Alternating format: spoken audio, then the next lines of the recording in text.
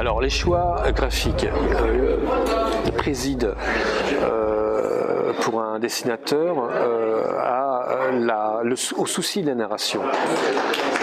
Je raconte avec un flux d'images que le lecteur va raccorder comme si finalement il créait lui-même le mouvement. Et d'ailleurs il se raconte même des séquences entre les cases des fois. Et voilà, l'intérêt de l'art invisible, ce sont ces fameuses ellipses. Du coup, la couleur, elle est prise dans la même,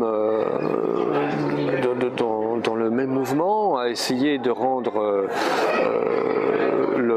l'endroit, à rendre aussi le sentiment à ce moment de la séquence. C'est comme si j'engageais un directeur de la photo en réalité. Je pense toujours, quand je dessine une bande dessinée, à je suis sur un set, j'ai un producteur, je suis réalisateur, ça coûte du fric, une journée de tournage, est-ce que je peux réutiliser des plans? Quel est le chef-op que j'engage? Quelle est finalement la définition, la nature même du film? Avec Laurent Frédéric, on avait opté pour un film quand même, tourné, non pas avec un petit, je veux dire, un iPhone ou je sais quoi, enfin un numérique quoi, mais on va y aller avec de la péloche quoi. Donc on avait des choix de panoramique, on a essayé de retrancher des cases, même si moi j'ai tendance évidemment à rajouter parce que je redécoupe beaucoup les choses, et puis de faire le point. Donc si j'ai un plan général, on va pouvoir, l'œil va pouvoir explorer jusqu'au bout ce qu'on lui propose de voir, et puis je peux isoler un détail, un très gros plan, et puis flouter tout le fond puisque j'ai une caméra sophistiquée qui me permet ça.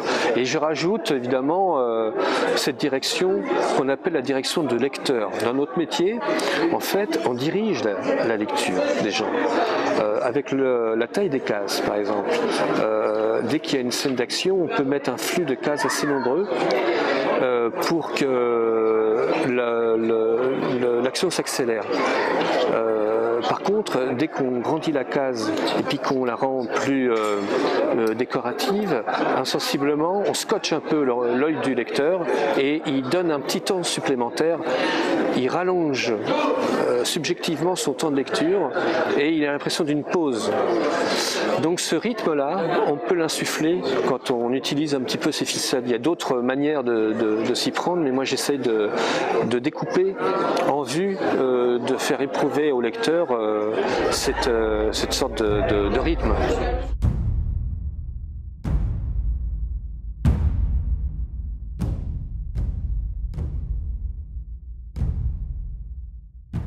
C'était la leçon de Hitchcock en face de Truffaut, qui disait qu'il faisait essentiellement non pas de la direction d'acteur, il faisait de la direction de spectateur.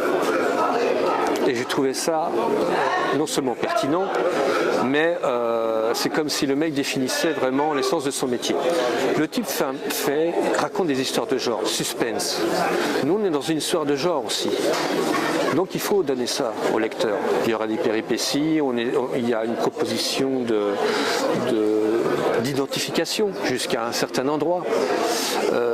Donc il faut qu'il y ait ce premier degré. Mais il faut aussi que cette histoire, on la raconte, on la domine et donc on la raconte avec le plus de décision possible. En laissant croire au lecteur qui fait ses choix, il a un choix d'une lecture de qualité. En fait, ça a été anticipé. Et on gomme le travail à l'arrivée. C'est-à-dire que ce qu'on va voir, c'est tiens, les couleurs sont chatoyantes, etc.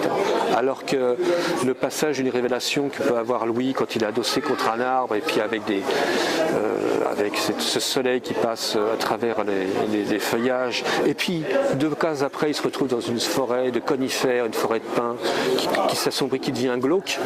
Je suis en train de lui dire un état, un sentiment même, une sorte de dégringolade et en même temps on est purement dans un descriptif qui peut être réaliste. Oui, on passe d'un endroit ensoleillé un peu au-dessus à un endroit en sous-bois un peu en dessous. Tous les réalisateurs conscients font ça.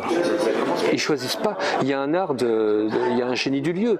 Il faut mettre en scène un lieu comme on met en scène un personnage. Si le lieu est morne, je véhicule quelque chose. Si le lieu est d'une beauté époustouflante, je véhicule autre chose. J'ai pas d'a priori. Si on filme, on décrit une séquence qui se passerait sur la plage qui se trouve ici, là, derrière nous à Saint-Malo,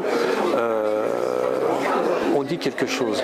Sous le soleil, on raconte un couple qui se balade au bord voilà, s'il y a moins de soleil et que la personne est toute seule, on est en train d'induire le sens qui est le souvenir du couple qu'on a vu juste précédemment, par exemple. Tout ça, ce sont des petits stimuli que le lecteur comprend parfaitement, qui ne sont pas des choses compliquées à mettre en œuvre et qui aident après à faire passer le scénario même, c'est-à-dire la petite suite d'événements et de dialogues qui nous amène à une histoire un peu spécifique. Quand on voit ce personnage de Philippe, là, qui va devenir le père adoptif, qui va croiser le chariot de migrants qui vont vers l'ouest, on est sous le soleil. Le drame les attend au coin de la route, évidemment.